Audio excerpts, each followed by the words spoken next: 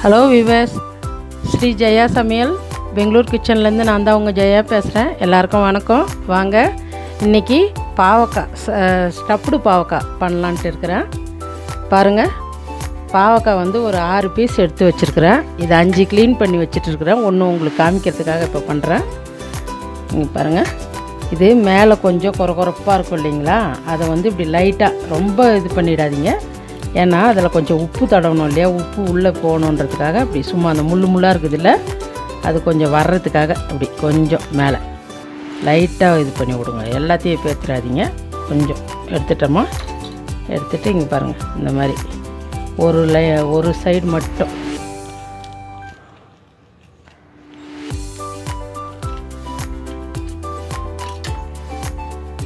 பாருங்கள், இந்த மாதிரி ஓப்பன் பண்ணிவிட்டு அதை ஸ்பூனால் எடுங்க. கத்தியால் எடுத்தால் வராது உங்களுக்கு.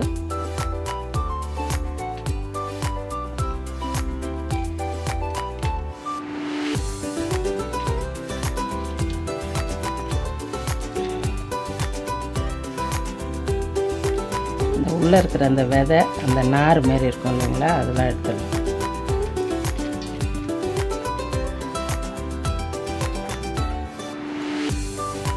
பாவக்காய் எல்லாருக்கும் நல்லது.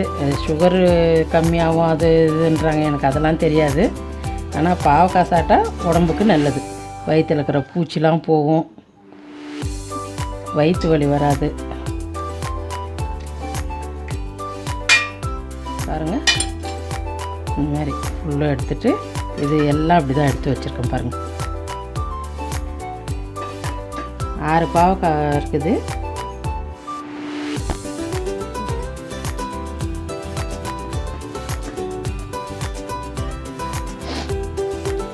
பாருங்கள், இந்த மாதிரி எடுத்து வச்சுருக்கிறேன் எல்லாம்.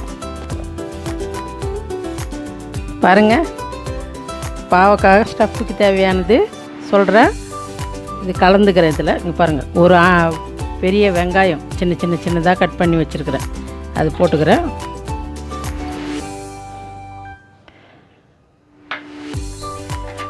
கொத்தமல்லி தழை ஒரு கைப்பிடி அளவுக்கு வச்சுருக்கிறேன், அது போட்டுக்கிறேன். இது பாருங்கள், ஒரு ஸ்பூன் மிளகாத்தூள், வெறும் மிளகாத்தூள், கரம் மசாலா 1/2 ஸ்பூனு, மஞ்சத்தூள் 1/2 ஸ்பூன், அதுவும் போட்டுக்கிறேன்.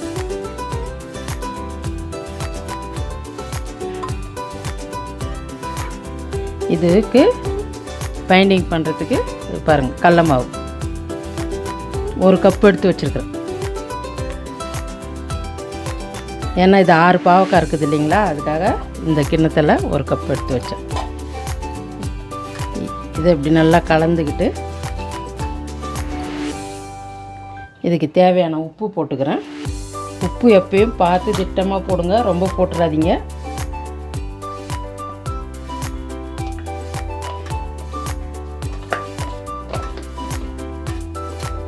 இதை வந்து நல்லெண்ணெயில் பிசைஞ்சிக்கணும். இங்கே பாருங்கள், நல்லெண்ணெய் எடுத்து வச்சுருக்கிறேன். தண்ணிலாம் எதுவும் போடக்கூடாது, நல்லெண்ணெயில் பிசைஞ்சிக்கணும்.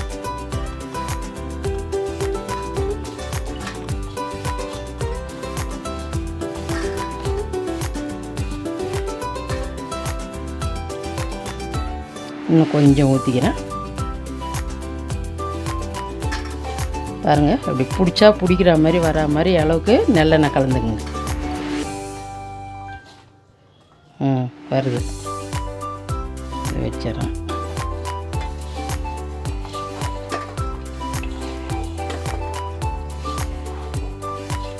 இது ரொம்ப நல்லாயிருக்கும். இந்த மாதிரி ஒரு டைம் செஞ்சு பாருங்கள். டேஸ்ட்டு பிடிச்சிதுன்னா அடிக்கடி நீங்களே செய்வீங்க. பாருங்கள், உள்ளே ஃபுல்லப் பண்ணுறதுக்கு முன்னாடி பாவக்காயில் மேலே இருக்குது இல்லைங்களா, அதில் இங்கே 1/2 எலுமிச்சம்பழம் வச்சுருக்கிறேன். அதை இங்கே சால்ட்டில் தொட்டுக்கிட்டு இது மேலே அப்படியே எலுமிச்சம்பழத்தை புழிஞ்சா மாதிரி மேலே எல்லாத்துலையும் இப்படி தீத்திங்க. ஏன்னா அந்த கசப்பு தெரியாது உங்களுக்கு, அந்த மாதிரி பண்ணிங்கன்னா. அந்த மாதிரி எல்லாத்துலேயும் அப்படியே கொஞ்சம் பூஞ்சி விட்டா மாதிரி வச்சிக்கின்னு லைட்டாக தொடுங்க உப்பு. ஏன்னா அது தீனிக்கு வேறு வச்சுருப்போம் உள்ள. இந்த மாதிரி மேலே நல்லா ரஃப் பண்ணி விட்ருங்க எலுமிச்சம்பழத்தை.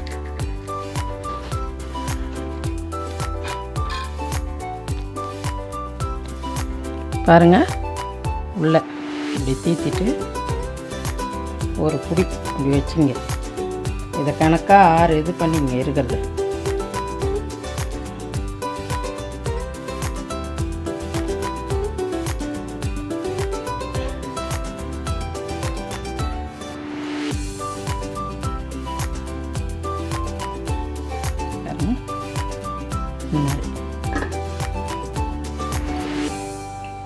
இன்னொன்று பிடிக்கிறேன் பாருங்கள்.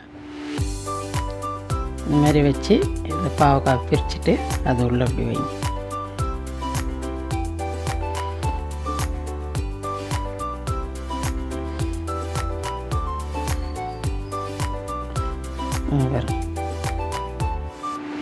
பாருங்கள், ஸ்டஃப் பண்ணிட்டேன். இப்போ ஃப்ரை பண்ணுறதுக்கு வானல்ல வைக்கிறேன்.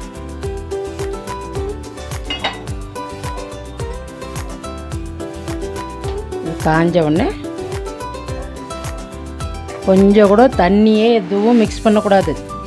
தண்ணியே எதுவும் மிக்ஸ் பண்ணாத செஞ்சுருக்கிறது. இது உள்ளே நிறைய வெங்காயம், இது கடல மாவு நல்லெண்ணெயில் போட்டு கலந்து வச்சுருக்கிறேன். இப்போ இது காஞ்ச உடனே இதில் வேறு எண்ணெய், நம்ம சமையல் எண்ணெய்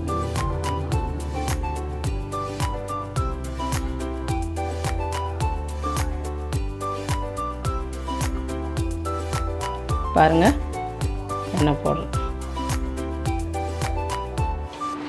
திட்டமாக போட்டுங்க. இது முழு எண்ணெயிலையும் பொரித்து எடுக்கிறதுனா எடுத்துக்கலாம் நீங்கள். நான் அந்த மாதிரி நிறையா எண்ணெயில் வேண்டான்ட்டுன்னு இப்படி வைக்கிறேன்.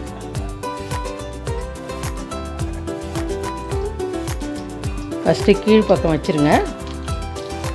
கீழே நல்லா பாவக்காய் வெந்த உடனே அப்புறம் மறுபடியும் திருப்பி உள் பக்கமாக வேக வச்சுக்கணும்.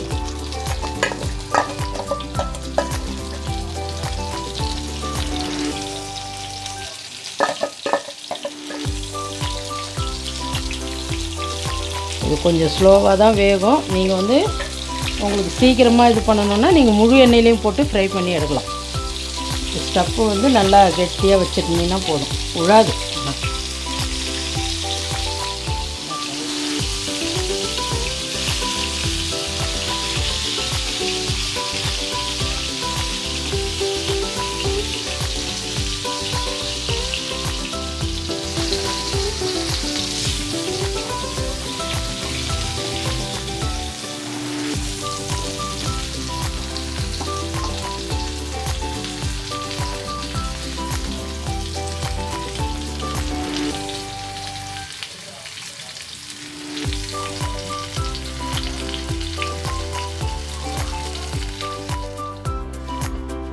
பாருங்கள், பாவக்காய் ஸ்டஃப்டு பண்ணியிருக்கிறேன். இது பாருங்கள், அந்த ஸ்டஃப்பு கொஞ்சம் கூட வெளியே வரல. பாருங்கள், நான் எப்படி உள்ளே வச்சனோ அது அப்படியே ஸ்லோ ஃப்ளேமில் வச்சு இது ஃப்ரை பண்ணியிருக்கிறேன். நீங்கள் முழு எண்ணெயிலையும் போட்டு எடுக்கலாம், ஒன்றும் வெளியே வராது. அது நான் சொன்ன மெத்தட்லேயே பண்ணிங்கன்னா கரெக்டாக வரும்.